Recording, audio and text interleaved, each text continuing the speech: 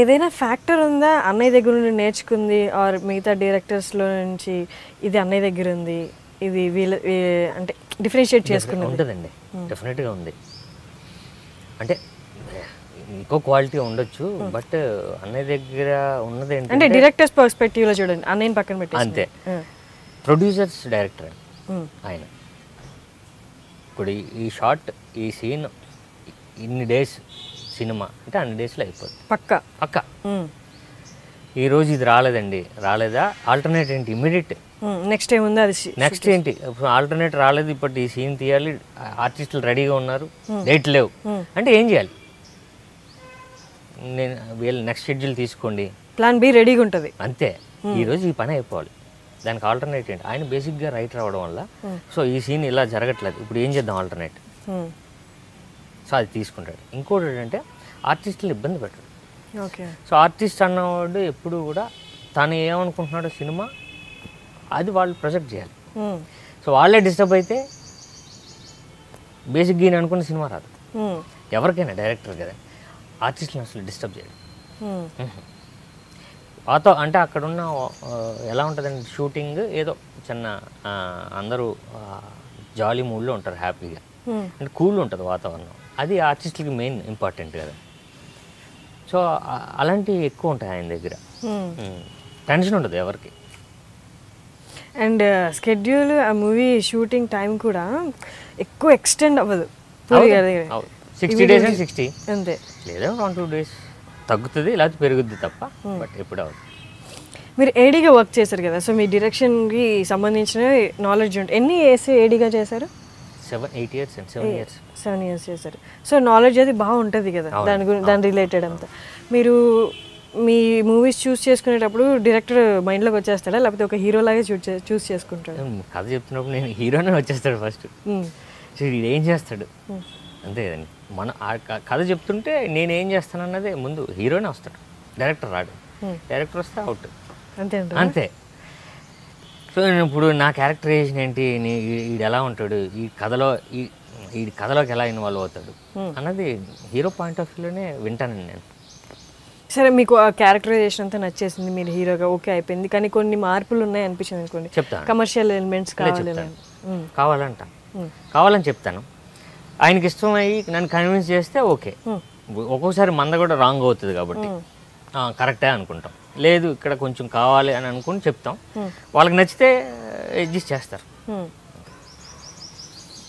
ఏదైనా సిచ్యువేషన్ ఉందా ఇలాగ మీకు మొత్తం నచ్చి జస్ట్ కమర్షియల్ ఎలిమెంట్స్, లేదా మీ ఒక్కొక్క హీరోకి ఒక్కొక్క కైండ్ ఆఫ్ ఫ్లేవర్ ఉంటుంది, నా ఫ్లేవర్ ఎక్కడైనా మిస్ అవుతుందేమో ఈ మూవీతో, అవి యాడ్ చేస్తే బాగుండని తనకు చెప్పడం, తను అలా అయితే నాకు అదే డిస్టర్బ్ అయిపోద్దండి అని అలాంటి సిచ్యువేషన్స్ ఏమైనా ఉన్నాయా? ఏం లేదండి. అంటే నా దగ్గరికి వచ్చే కథలు కూడా ఎలాంటివి వస్తాయంటే అండి, చిన్న అంటే కమర్షియల్గా ఉండే కథలే వస్తాయి నా దగ్గరికి. అంటే బేసిక్గా నాకున్న క్యారెక్టరేషన్ సినిమాలు నా దగ్గరికి వచ్చే కథలు కూడా సేమ్ అలానే ఉంటాయి. సో మోస్ట్లీ అవే ఇంక్లూడ్ చేసి నా దగ్గరికి వస్తూ ఉంటాయి. బట్ ఏదైనా చిన్న చిన్న కథలో కానీ ఏదైనా సజెషన్స్ అడుగుతూ ఉంటాను, బట్ ఇది మార్చండి అని చెప్తూ ఉంటాను, బట్ అది మార్చుకొని వచ్చారు అందరూ కూడా. ఈ మూవీలో శరత్ కుమార్ గారు చాలా మూవీస్ చేస్తుంటారు, తన ఎక్స్పీరియన్స్ అదంతా. ఫస్ట్ ఇంతకుముందు కలిసారా శరత్ కుమార్ గారు? ఫస్ట్ టైం ఆన్ సెట్స్లో. సో ఆయన దగ్గర నుండి నేర్చుకున్నది ఏదైనా బెస్ట్ ఫ్యాక్టర్ ఏమైనా ఉందా? మీ ఒక్కొక్కరు అంటే ఇప్పుడు మీరు హీరో కాబట్టి ఆయన ఎక్స్పీరియన్స్, ఆయన క్యారెక్టర్స్ వేరే ఉన్నా మీకు కావాల్సింది మీరు తీసుకుంటారు ఆయన దగ్గర నుండి, మీ మైండ్ సెట్కి తగ్గట్టు. అలా తీసుకున్నది ఏమైనా ఉందా ఆయన దగ్గర? బిహేవియర్ అండి, అంటే down to earth and super star అక్కడ. ప్లస్ ఒక పార్టీ ఉంది, పొలిటికల్ పార్టీ ఉంది ఆయనకి. అలాంటి ఆయన ఇక్కడ లొకేషన్లో ఏం ఇబ్బంది పెట్టలే, డౌన్ టు ఎర్త్. ఏమి ఇస్తే అది ఆయనకి ఏం కావాలో అడిగేవాడు, అది ఇచ్చేవాళ్ళం. షార్ట్కి వచ్చి చేసుకుని వెళ్ళిపోయేవారు, మిగతా మాతో బాగా మాట్లాడేవారు. సో అలాంటి వ్యక్తి దగ్గర నుంచి ఆ వ్యక్తి చాలా సింపుల్గా బిహేవియర్ మెయిన్ ఇంపార్టెంట్.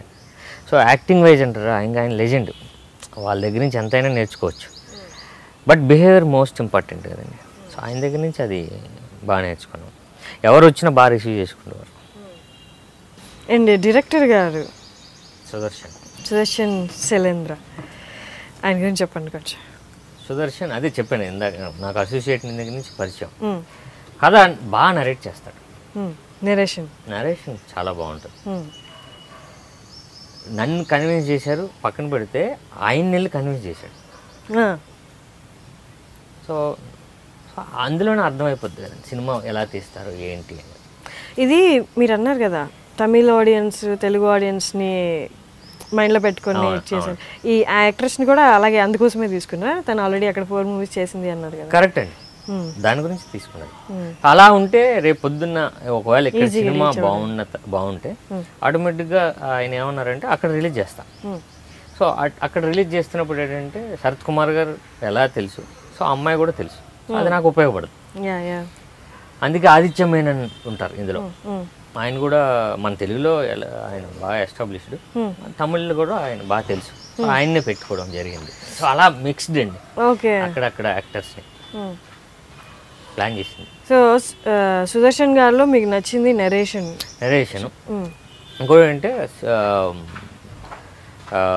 సజెషన్స్, అంటే ఈ అడ్వైజెస్ బాగా తీసుకుంటాడు, అందరు తీసుకుంటాడు. అదే కావాలి డైరెక్టర్కి, అదే కావాలి. నా అదే అని అనుకోవచ్చు ఎప్పుడు కూడా, అప్పుడు కూడా నీదే అవుద్ది, బట్ ఒకసారి వినాలి.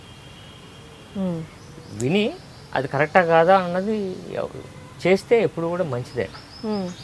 సో అది తీసుకొని ఆయనకి కావాల్సినట్టు చేసేవాడు. సో ఆయనకి ఎవరు కెమెరామెన్, మంచి కెమెరామెన్ తెచ్చుకున్నాడు, మ్యూజిక్ డైరెక్టర్ని తెచ్చుకున్నాడు. సో సినిమాని ఆయన ఈ సినిమా పక్కాగా ప్యాక్డ్గా ఉండాలంటే టెక్నికల్గా కథపరంగా అంతా కరెక్ట్గా ఉండాలి. సో అలా ఆయన అన్నిట్లో ఇన్వాల్వ్ అయ్యి చేసుకున్నాడు.